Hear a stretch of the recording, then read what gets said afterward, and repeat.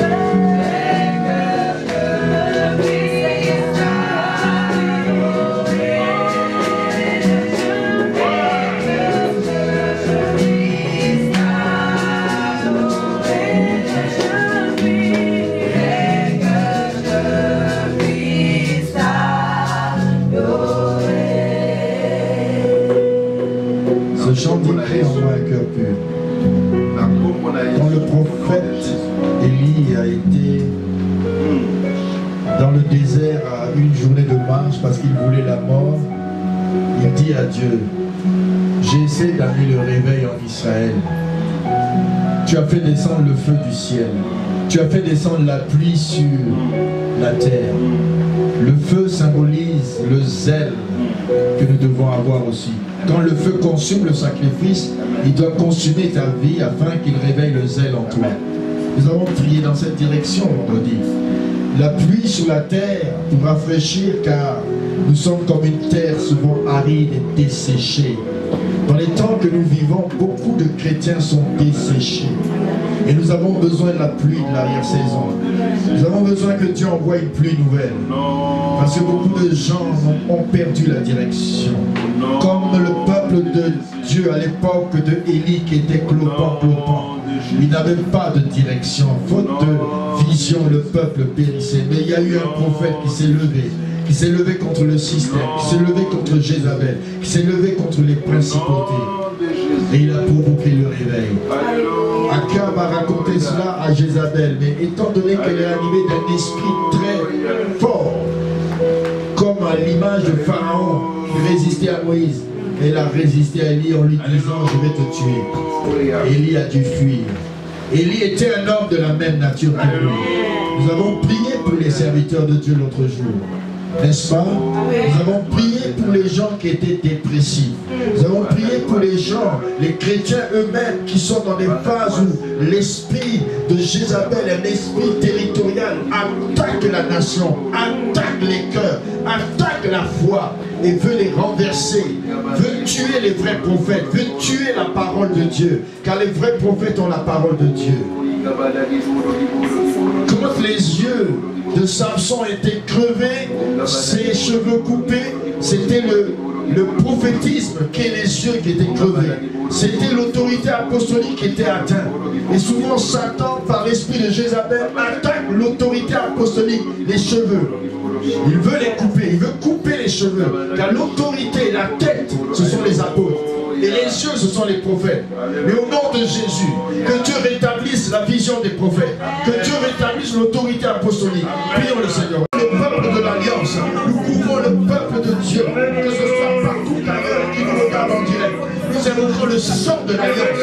Nous invoquons le nom de Jésus. Nous invoquons la protection de la main du Saint-Esprit sur ton peuple. Pour tous ceux qui sont sous l'esprit d'oppression, qui sont attaqués, Saint-Esprit. Dans leur foi, qui sont déprimés, Seigneur, Élie.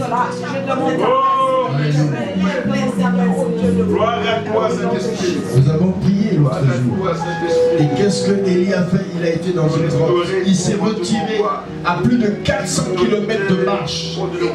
400 km il a marché. Depuis la Samarie, il est descendu au bas d'Israël.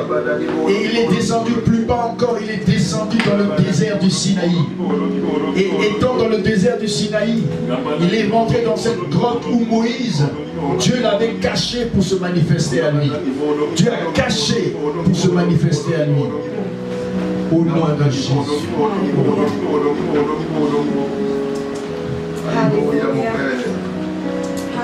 Alléluia, mon Dieu.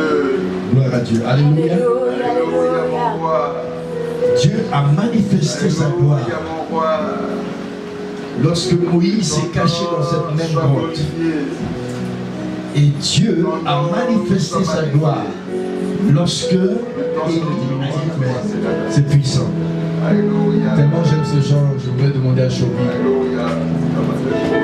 de nous amener.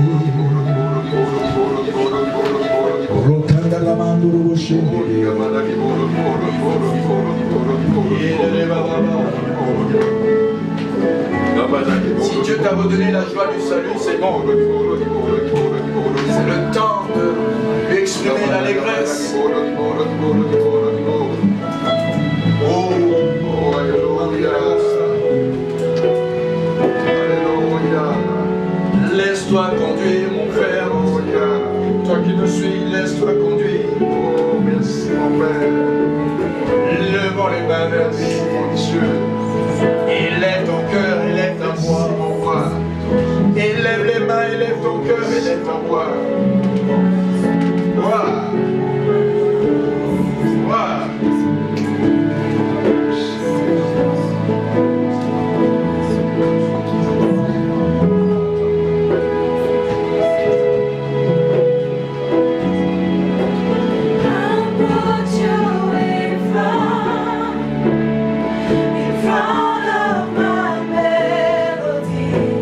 You are all that matters.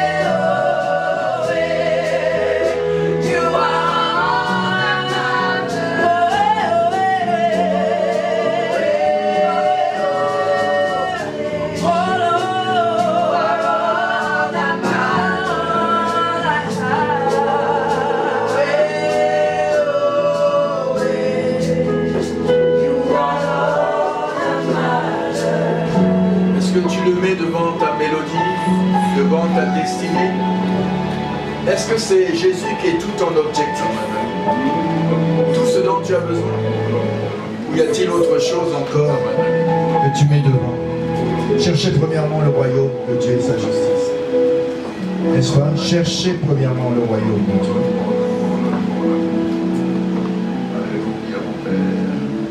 On va chanter encore.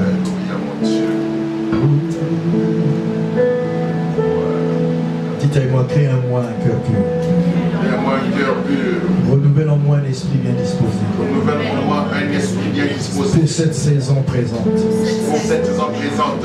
Je veux me cacher avec toi. Je cache avec toi, Seigneur. Créer un espace pour toi et moi, Jésus. Créer un espace pour toi, Seigneur Jésus. Pas un espace pour 10 personnes, 20 personnes. Un espace pour toi et moi, Jésus. Un espace pour toi et moi, Jésus. Deux seulement. Deux seulement. C'est pas qu'à ce moment-là, tu ne veux pas les autres frères ou sœurs ou même parents. Mais c'est qu'à un moment, tu dois créer un espace comme Élie a créé un espace. Amen. Dans cette grotte. Il avait besoin d'entendre Dieu. Et Dieu lui a dit, va et oint Élisée, oint Azaël et oint Jéhu. 3 personnes. Il a été mandaté. Et finalement, ce n'est pas lui qui a eu ce privilège de les oindre. C'est son fils spirituel. Celui qui va recevoir la double onction. Nous avons besoin d'avoir aujourd'hui des Timothées. Aujourd'hui, des personnes loyales comme Élisée qui marchait devant Élie avec attention. Après ce temps de dépression, ce jeune l'a encouragé parce que dès qu'il a jeté le manteau sur lui, comme aujourd'hui, j'ai jeté le manteau sur plusieurs de mes fils dans la foi, de mes filles dans la foi. Et quand tu sens le manteau apostolique se déposer par grâce, par une imposition de main sur toi, tu sens que c'est bon. Élisée a senti la sensation de l'onction. Élisée était en train de labourer avec 12 paires de bœufs. Ce n'était pas quelqu'un qui était pauvre. Son père était riche. Il avait 24 bœufs à sa disposition. Il était à la 12e paire. Il était en train de labourer. Ce n'était pas un fainéant. Un fainéant dans le monde pourrait être un fainéant pour Dieu. Non. C'était un travailleur. Et il a travaillé pour Dieu avec une double grâce, avec une double onction. Ah, je parle à quelqu'un. Est-ce qu'il y a des Élisées qui m'écoutent? Est-ce qu'il y a des Timothées? Des gens qui vont être loyaux à leur maître, à leur père spirituel. Des gens qui vont être loyaux à leur pasteur. Des gens qui vont être loyaux à l'apôtre, au prophète, au ministère de Dieu. Oh, le temps que nous vivons, on n'a pas besoin de gens qui se promènent d'église en église. On a besoin de gens connectés à la source, connectés à leur père, connectés pour recevoir. Oh, double onction. Recevez-la ceux qui sont besoin. Recevez-la les mains. Reçois cette double onction. Tu n'es pas là par un hasard. Tu ne m'écoutes pas par un hasard. Reçois cette double grâce. Recevez les Timothées. Recevez les Élisée. Il faut que tu suives Élie pas à pas. Et que la double grâce tombe sur toi comme ce manteau. Parce que le temps où Élie part, la double onction va t'animer. Et déjà elle t'anime parce que tu le suis. Déjà elle t'anime parce que tu as senti la sensation de l'onction. Tu as senti sur tes épaules comme Élisée. Élisée a été, il a pris une paire de bœufs, la charrue de son papa. Il a sacrifié, il a brûlé. Et il a dit, je veux dire papa et à ma famille et je veux te suivre. Et il a fait comme les disciples de Jésus. Ils ont dit bye bye à leur famille. Et ils l'ont suivi pendant 3 ans et demi. Où sont les Élisée? Où sont les Timothées? Où sont les Timothées pour les prophètes? Où sont les Élisée pour les prophètes Élie? Où sont les Josué pour Moïse? Je les cherche.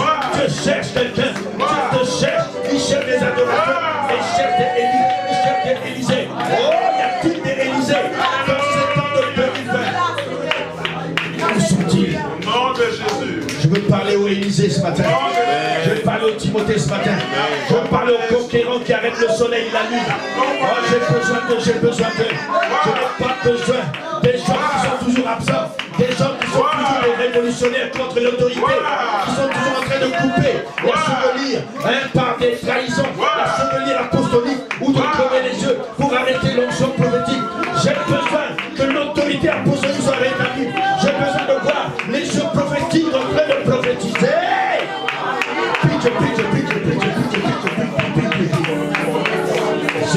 Je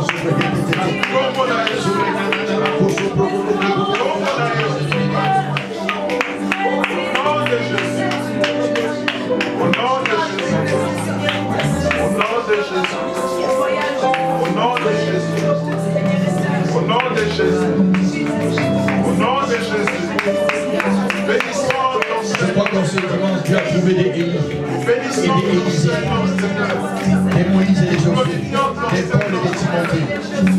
Parce que mon cœur est dans la joie. Alléluia. Gloire. Gloire. Gloire. Gloire. Gloire.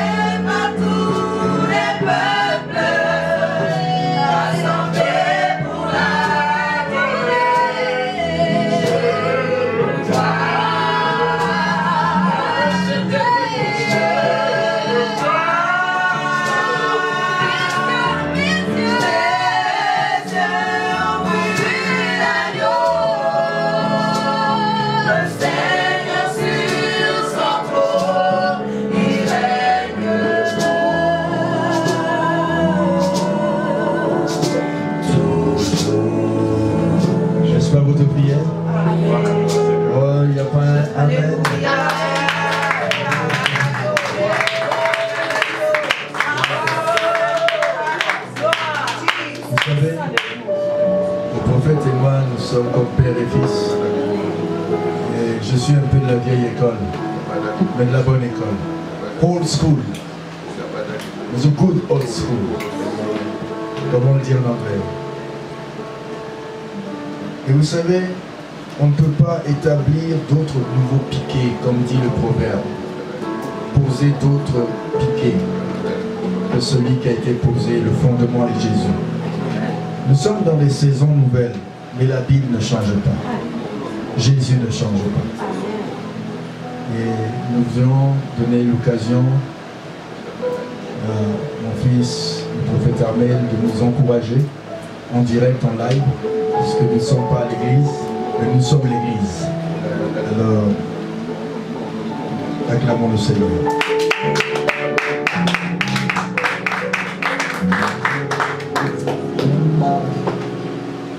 Alléluia. Alléluia. Amen.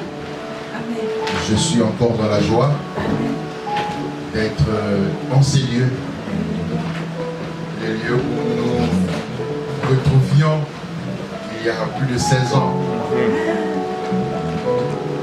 Ici que nous prions avant que nous partions sur la rue Lincoln. Amen. Amen. Alors, nous allons écouter la parole de Dieu, ce que Dieu a mis dans mon cœur. Comment remporter le bon combat de la foi. Et merci à toute la famille, à papa, maman et les enfants, mes soeurs et mes frères, vous qui me donnez encore l'occasion de parler ce matin encore de la part du Seigneur à son peuple. Amen. Et merci aussi à tous ceux qui nous suivent en direct. Amen. Comment remporter le bon combat de la foi? C'est le sujet que je voudrais aborder ce matin. Et j'aurai 3 éléments importants à apporter. Comment on peut faire afin que nous puissions remporter le bon combat. Et pour commencer, nous allons lire le livre de 1 Timothée 1, le verset 18 jusqu'au verset 19. 1 Timothée chapitre 1, le verset 18 au verset 19, ça va être notre texte de base qui va nous conduire à examiner encore 3 éléments et on pourra prier par la suite selon que Dieu va nous conduire ce matin. 1 Timothée 1, 18 à 19, je vais le lire au nom de Jésus. Alléluia. Je vais le lire rapidement. Je vais le lire rapidement pour gagner le temps. 1 Timothée chapitre 1, 18 à 19. Je lis au nom du Seigneur. L'injonction que je te confie, Timothée, mon enfant, selon les messages de prophètes énoncés précédemment à ton intention, c'est que t'appuyant sur eux, tu mènes le beau combat. Le beau combat en gardant la foi et une bonne conscience. Cette conscience, quelques-uns l'ont répudiée et ont ainsi fait naufrage en ce qui concerne la foi. Amen. Amen. Nous sommes ici dans un texte vraiment merveilleux, un texte dans lequel l'apôtre Paul est en train d'encourager son fils spirituel Timothée. Alors, qu'est-ce que l'apôtre Paul dit à Timothée? Il lui dit ceci: mon fils, il y a des messages prophétiques qui ont été annoncés à ton sujet. Et si tu peux t'appuyer sur ce message-là, il faut alors que tu combattes le bon combat. Tu combats le bon combat par rapport au message dit sur ta vie, dit sur toi. Combat le bon combat en gardant de la foi et une bonne conscience que quelques-uns ont perdu. Et pourquoi on appelle cela le bon combat? Ce combat, il est bon tout simplement parce qu'il est spirituel et dans ce combat, nous avons des armes puissantes. Amen. Amen. Le combat que nous menons n'est pas un combat charnel. C'est un combat qui est spirituel. Et Dieu, pour ce combat aussi, nous a doté des armes puissantes. Amen. Et on peut le voir dans le livre de 2 Corinthiens 4, 10, qui nous révèle très bien que les armes par lesquelles nous combattons ne sont pas des armes charnelles, mais elles sont puissantes. C'est pourquoi le combat est bon. Amen. Ce n'est pas un combat charnel qui demande de la force physique, mais c'est un combat qui est spirituel. Il est un bon combat avec des armes puissantes. Voilà ce qu'il voulait dire pour commencer. Et les 3 fondements de base pour le bon combat que je vais examiner bientôt, c'est la foi, la bonne conscience et aussi la liberté. Oui, d'après les messages qui ont été donnés à Timothée, il fallait qu'il puisse combattre le bon combat en gardant de la foi. Lorsque tu reçois des messages de la part de Dieu, venant des hommes de Dieu, alors ces messages-là cultivent en toi de la foi. La foi vient de ce qu'on entend. Et ce qu'on entend vient de la parole de Dieu. La foi qui est en toi est venue parce que Dieu t'a parlé par sa parole, parce que Dieu t'a parlé par un serviteur, parce que Dieu t'a parlé par un songe, parce que Dieu t'a parlé par une vision. Cette foi est maintenant ancrée en toi. Et maintenant, le Seigneur te demande de mener maintenant le bon combat de la foi. Pourquoi le bon combat? Parce que lorsqu'on reçoit des messages de Dieu, Satan aussi va s'élever pour venir s'opposer à leur réalisation. Raison pour laquelle tu es appelé à combattre le bon combat. Amen. Et quand tu combats ce bon combat-là, souviens-toi des messages dits à ton sujet. Souviens-toi de ce que le Seigneur t'a dit par ses oints. Souviens-toi de ce que le Seigneur t'a dit quand tu priais à la maison. Souviens-toi de ce que le Seigneur t'a dit quand tu priais dans ta chambre. Parfois, j'encourage les gens à avoir un carnet où ils notent les messages qu'ils reçoivent, afin que lorsque le doute commence à s'installer, ils vont revoir ce que Dieu leur a dit. Alléluia. Il faut combattre le bon combat en ayant de la foi. Et la foi, pour moi, c'est vraiment une marche avec Dieu. La foi, c'est marcher avec Dieu. La Bible nous dit une chose, que Enoch marchait avec Dieu. Enoch était agréable à Dieu. Et Dieu l'a enlevé. La foi, c'est vraiment marcher avec Dieu. Tu marches avec Dieu selon ce qu'il te dit. Tu marches avec Dieu selon ce qu'il te demande de faire. La foi, c'est marcher avec Dieu. Tous les hommes qui ont marché avec Dieu étaient agréables à Dieu. Tantôt, on a aussi parlé d'Élie. Papa, on a fait abondamment écho ce matin. Élie aussi a marché avec Dieu. Il y a seulement 2 hommes dans la Bible qui ont été enlevés. C'est Élie et Enoch. C'est des hommes qui ont marché avec Dieu. Donc, ils avaient de la foi. La foi symbolise le fait que tu marches avec Dieu par rapport aux promesses qu'il te fait. Tu ne marches pas par rapport à tes propres convictions, mais tu marches par rapport aux promesses que Dieu t'a faites. Et quand Dieu te demande aussi de se réajuster par rapport à ce que tu as dit, tu le fais. Donc la foi, c'est obéir à la parole de Dieu, c'est obéir à ses promesses et de rester fidèle. Parce que cela se réalise. Amen. Et donc, il faut que ta foi puisse être ferme. Amen. Ta foi doit rester ferme. Amen. Tu ne dois pas te retirer. Amen. Le juste ne se retire pas. Sinon, Dieu ne prendra plus plaisir en lui. Le juste doit rester jusqu'à ce que les paroles dites sur sa vie se réalisent. Amen.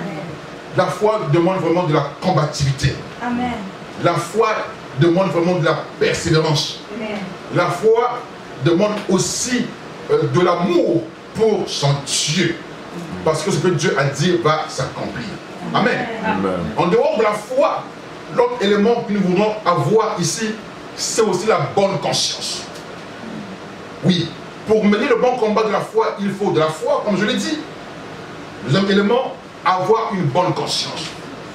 La conscience, c'est le domaine de l'intuition. Le domaine où l'Esprit de Dieu vient agir en nous. La conscience, c'est le fait d'avoir un sens élevé de discernement. Tu es sensible au bien, au mal. Tu as cette conscience, tu as cette connaissance. Ok? Je peux prendre comme le fou qui peut manger les excréments, il n'a pas cette conscience qui est encore allumée. Ok? Mais un humain ne peut pas le faire. Pourquoi? Car sa conscience est encore alerte. Donc la conscience, c'est vraiment avoir une connaissance de soi et aussi de l'extérieur. Je peux dire aussi que la conscience est le domaine de l'intuition. C'est l'endroit précis où l'Esprit de Dieu vient agir en nous. Et la Bible dit quoi? Il faut que tu puisses avoir une bonne conscience. Après la foi, la Bible dit d'avoir aussi une bonne conscience. C'est-à-dire que tu ne dois pas vivre dans le déni. Ok? Lorsque tu réalises que tu as fait mal à Dieu ou à quelqu'un, tu te repens. Ok? Ça ne veut pas dire que tu ne peux pas trébucher. Ça ne veut pas dire que tu ne peux pas faire des erreurs. Tu peux les faire. Mais à l'instant, il faut se repentir. Ok?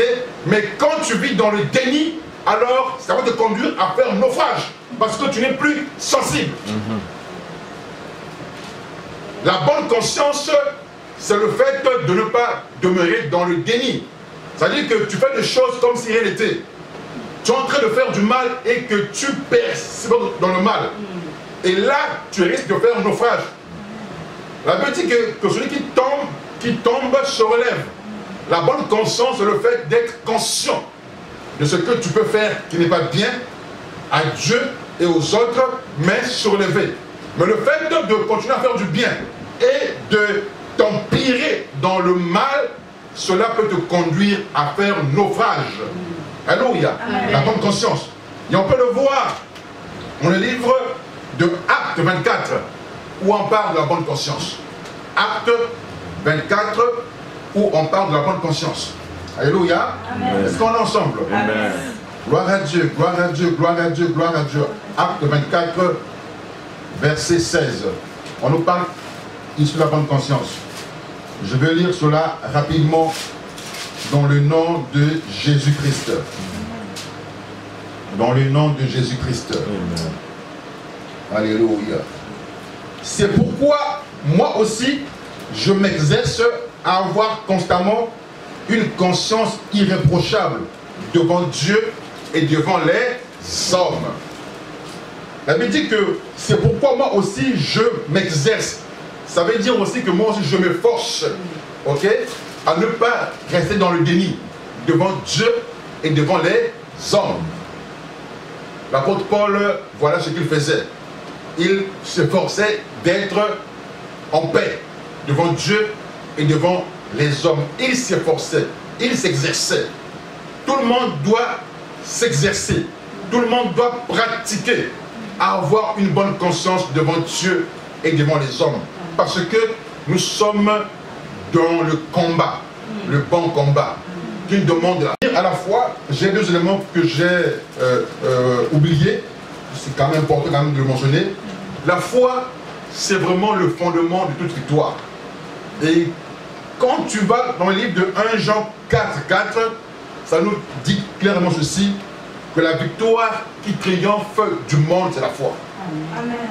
La victoire qui triomphe du monde, c'est la foi. Ma soeur, mon frère, toi qui m'écoutes, si tu n'as pas la foi, la victoire ne t'appartient pas. La victoire appartient à ceux qui ont la foi. Comme je l'ai bien dit dans 1 Jean 4, 4, que la victoire qui triomphe du monde, c'est la foi qu'on a dans le Seigneur. Et la foi, on peut l'avoir en Dieu et aussi en ses serviteurs. Tu vas le lire à la maison dans 2 Chroniques 20, verset 20. Croyez en Dieu. Et la foi en Dieu, vous serez affermis. Et la foi en ses serviteurs, vous réussirez. Donc la foi, tu dois l'avoir d'abord en Dieu, mais aussi en ses serviteurs, ce que Dieu a établi. Parce que Dieu, on ne le voit pas. Mais Dieu, on peut le voir par ses serviteurs. Donc quand tu crois en Dieu, tu es affermi. Et quand tu crois en ses serviteurs, alors tu réussiras. Et je dis encore mes bien-aimés dans le Seigneur, que la foi, c'est vraiment le fondement pour la victoire. Une personne qui n'a pas la foi ne peut pas vivre la victoire. Alléluia. Et j'avais dit aussi, deuxième élément, au sujet de la conscience. Il ne faut pas demeurer dans le déni. Il faut, jour après jour, s'exercer, d'avoir une bonne conscience devant Dieu d'abord et devant les hommes qui t'entourent. Il est mieux que les gens te critiquent parce que tu n'as rien fait. Et Dieu va te justifier. Mais c'est mauvais que le monde te critique quand on fait quelque chose de mauvais. Donc c'est pourquoi on doit jour après jour devant Dieu et devant les hommes avoir une bonne conscience. Amen. Pour ne pas faire naufrage. Parce que quand on fait naufrage, eh bien, finalement, les promesses de Dieu en toi ne pourront pas s'accomplir. Donc il faut avoir une bonne conscience. Amen. Troisième élément, pour terminer mon message, pour mener le bon commandement de la foi et pour avoir la victoire, c'est aussi de la libéralité. La libéralité. Je veux dire à quelqu'un ce matin, toutes les fois que tu as reçu de Dieu des messages prophétiques, tu es appelé à manifester la libéralité. Je dis bien encore à quelqu'un ce matin, toutes les fois que tu as, ou bien si tu remarques que tu reçois des messages de Dieu, chaque fois Dieu te parle par des hommes de Dieu, chaque fois Dieu te rappelle encore les promesses dans ta vie. Mon ami, tu es quelqu'un qui est appelé à manifester la libéralité. J'ai eu quelque temps à lire un peu la vie d'Abraham. Abraham, c'est l'homme qui a reçu de Dieu des promesses immenses. Et j'ai aussi remarqué aussi, c'est aussi un homme de Dieu aussi, qui à chaque étape de sa vie, toujours il bâtissait à Dieu des autels. Amen. Toujours, il était toujours prêt à accomplir des actes de liberté. Et j'ai compris que c'est par rapport aux nombreuses promesses qu'il a reçues de Dieu. Chaque fois que tu réalises que sur toi, Dieu te parle, Dieu passe par de haut de Dieu pour te parler, alors tu es quelqu'un qui est appelé à accomplir la libéralité pour que ce que Dieu a dit sur ça s'accomplisse. Amen. Et pour venir sur le cas d'Abraham, notre patriarche, bien qu'il ait reçu de Dieu une promesse relative à avoir une descendance, qui n'est autre qu'Isaac, la promesse a retardé. Pendant 24 ans, elle a retardé. Mais un jour, alors que Abraham est en train de voir des hommes de Dieu qui passaient, je crois sur lui, il a dit que je ne laisserai pas ces hommes-là passer sans pourtant qu'ils demeurent chez moi. Et quand il va accueillir ces hommes de Dieu, il va offrir un crème que Sarah a préparé, et ces hommes-là ont eu à manger. Amen. Ces hommes-là ont eu à manger.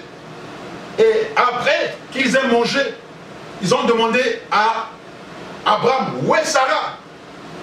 Il a dit, Sarah est juste en arrière. Ils ont dit quoi à Abraham? Que l'année qui suivra, certainement, Sarah aura un enfant. Et l'histoire est tellement trop longue que je ne peux pas la lire avec vous, juste vous donner les références. C'est Genèse, chapitre 18, le verset 6 à 15. C'est l'histoire où Abraham accomplit de la libéralité. Une fois qu'Abraham l'accomplit, cette libéralité, maintenant dans Genèse 21, 1 à 3, on voit ici la naissance d'Isaac.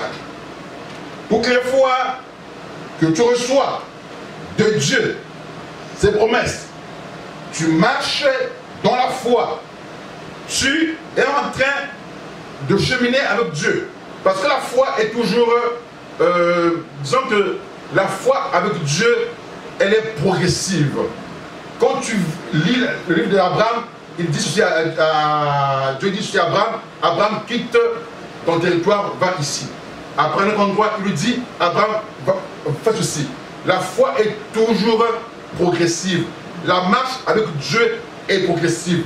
Toutes les fois que tu écoutes Dieu et tu fais ce que Dieu te demande de faire, tu es en train d'acheminer vers ta destinée. Alléluia. Toutes les fois que Dieu te parle, tu es en train d'obéir à ce que te dit, tu vas de manière graduelle pour accomplir ta destinée. C'est le cas d'Abraham.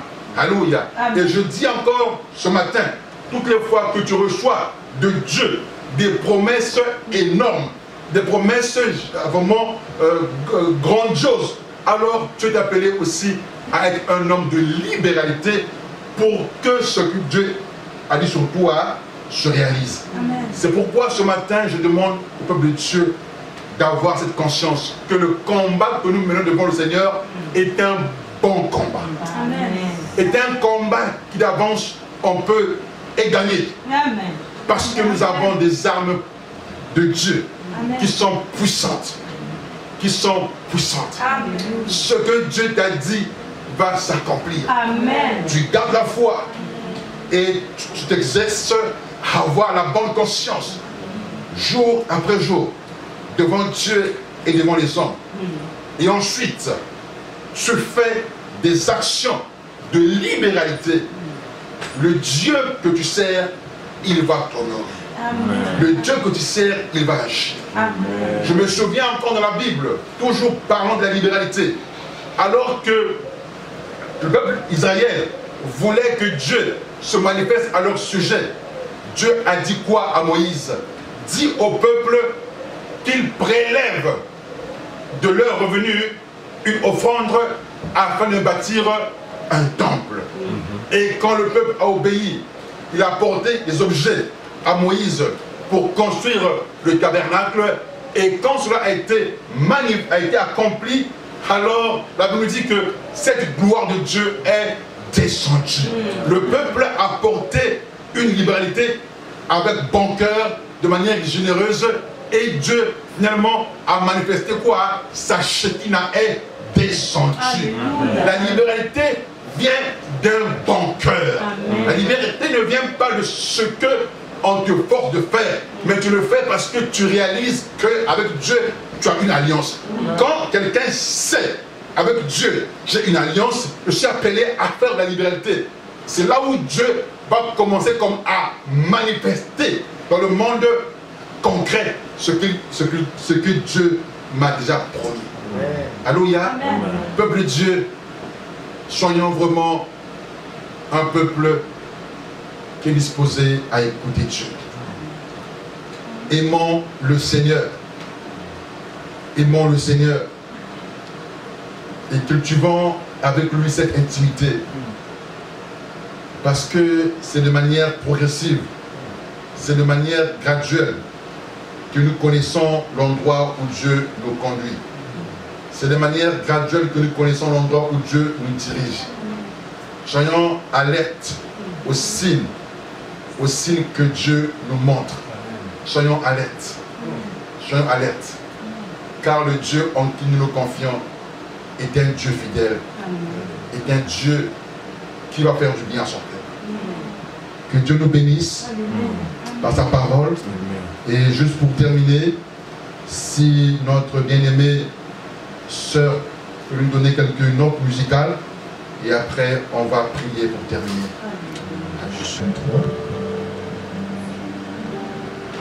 David eut un désir. Je pourrais dire, le prophète a un désir. Et il dit, qui me fera boire de l'eau de la citerne qui est à la porte de Bethléem, qui est la maison du pain? Alors, les trois vaillants hommes passèrent au travers du champ des Philistins et puisèrent de l'eau de la citerne qui est à la porte de Bethléem. Ils l'apportèrent et la présentèrent à David, mais il ne voulut pas la boire. Il l'a répandue devant l'Éternel. Il dit, loin de moi, ô Éternel, la pensée de faire cela. Boirai-je le sang de ces hommes qui sont allés au péril de leur vie et il ne voulut pas la boire? Voilà ce que firent ces trois vaillants hommes. Au moment où le prophète prophétisait, le Saint-Esprit a mis dans mon esprit de dire d'abord au milieu, c'est quoi ton nom? Franck. Ça, c'est deux frères, n'est-ce pas? Toi, tu es un parent ou tu es un frère? Un ami. Le Seigneur me dit, le juste tombe 7 fois et il se relève. Relève-toi. Poursuis ta course. figure parmi ces vaillants qui entourent les prophètes. Ne sois pas à l'écart. Sois comme ces trois vaillants. Quand il a un désir, sois parmi ceux qui osent. Vous trois, veillez sur le désir. Tout désir qui sont, ce n'est pas un hasard. Ce n'est pas une coïncidence. C'est à propos. Dieu vous a amené. Vous allez veiller sur l'homme de Dieu. Quand il aura un désir, agissez. Même si c'est comme David, non, je ne peux pas voir ça. Ils ont osé risquer leur vie. Dieu cherche aujourd'hui là des gens qui sont vaillants pour se tenir à côté des hommes de Dieu, pour accomplir le désir de leur cœur, pour l'œuvre de Dieu, pour les enfants de Dieu. Tu es comme, ici il y a une liste, il y a toujours un premier parmi les trois, tu verras. Il y a aussi les 30 hommes de David, il y a toujours ceux qui sont à la tête, les meilleurs. Il y en a qui maniaient l'épée à tel point que l'épée était collée à leurs mains. Ils pouvaient faire n'importe quel geste, l'épée ne pouvait plus tomber. Ça vient d'un miracle. Je ne veux pas que vous fassiez partie du lot, mais soyez ceux qui sont prêts du prophète. Dieu vous a amené avec raison. Si vous démissionnez, ne démissionnez pas par rapport à lui, vous démissionnez par rapport à Dieu. Vous dites à Dieu, je démissionne. On ne peut pas démissionner. On peut démissionner d'un homme, on ne peut pas démissionner de Dieu. Dieu me montre que vous êtes comme trois vaillants. C'est le mot qu'il donne. Même si le juste tombe 7 fois, Franck, il se relève. Alors Dieu vous dit, relève-toi. Continue ta course. Que Dieu vous bénisse. Amen. Dieu vous a amené pour que vous puissiez recevoir cette parole. Amen. Au nom de Jésus. Soyez bénis. On va terminer, on va se lever. Et ceux qui nous suivent en direct, nous sommes bénis. Ce chant dit,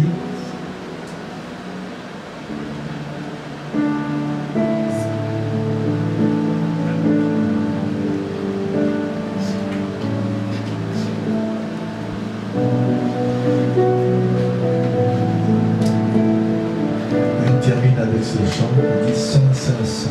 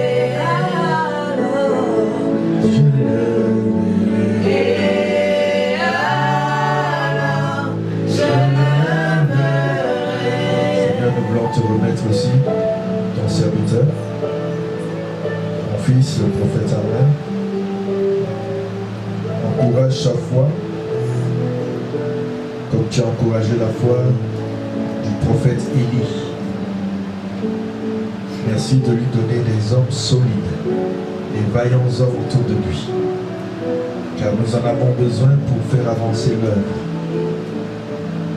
Et merci aussi de sécuriser sa foi.